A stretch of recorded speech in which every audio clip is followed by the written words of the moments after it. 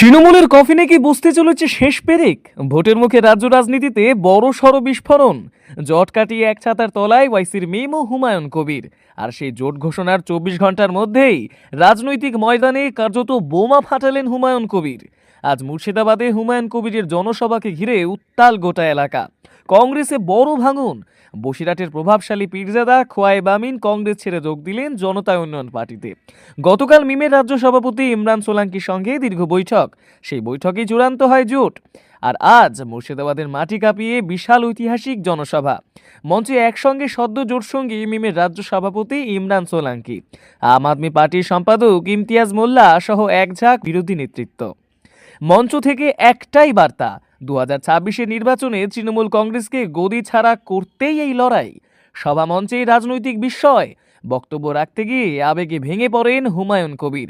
সরাসরি স্বীকারোক্তি, আমি মমতা বন্দ্যোপাধ্যায়ের কথা শুনে ভুল করেছি, হিন্দু ভাইদের হুমকি দিয়েছি, এর জন্য আমি ক্ষমা প্রার্থী। এই বক্তব্য ঘিরে রাজ্য রাজনীতিতে শুরু তীব্র চর্চা। সমর্থকদের কাছে বার্তা, বিরোধীদের কাছে ইঙ্গিত, আর তৃণমূলের কাছে সতর্ক সংকেত। রাজনৈতিক মহলে জোর গুঞ্জন, খুব শীঘ্রই হুমায়ুন কবিরের সঙ্গে মহাজোটে সামিল হতে পারে সিপিএম ও আইএসএফ। যদি এই সমীকরণ বাস্তবায়িত হয়, তাহলে রাজ্য রাজনীতিতে তৈরি হবে সম্পূর্ণ নতুন ফ্রন্ট। সব মিলিয়ে স্পষ্ট, 2026-এর আগে রাজ্য রাজনীতিতে বড়সড় সমীকরণ বদলের আভাস। তৃণমূলের জন্য কি তবে কঠিন লড়াই শুরু? উত্তর দেবে সময় আর ভোটের বাক্স। মুর্শিদাবাদ থেকে জাহির মোল্লা রিপোর্ট, কলকাতা সংবাদ। 2024 সন্ধ্যা 7 ঘটিকায় আমি যে কথা বলেছিলাম হিন্দু ভাইদের জন্য, যে প্রয়োজনে আমি 2 ঘন্টার মধ্যে আপনাদের ভাগীরথীতে ঝাঁপ দেওয়াতে পারি, কাটবো বলিনি। কিন্তু ভারতবর্ষের প্রধানমন্ত্রী আমার বিরুদ্ধে অনেক কথা বলেছে। আসামের মুখ্যমন্ত্রী হিমন্ত বিশ্ব শর্মা আমার বিরুদ্ধে অনেক কথা বলেছে। সেই সময় অমিত শাহজির ডেপুটি নীতিশ প্রামাণিক, কুচবিহারের এমপি, তিনি আমার বাড়ির কাছে এসে আমার 14 পুরুষ ধরে গাল দিয়ে গেছে, আমি সহ্য করেছি। কিন্তু আমি বলছি, বিজেপিকেও কোনো রিয়াত করব না, তৃণমূলকেও কোনো রিয়াত করব না।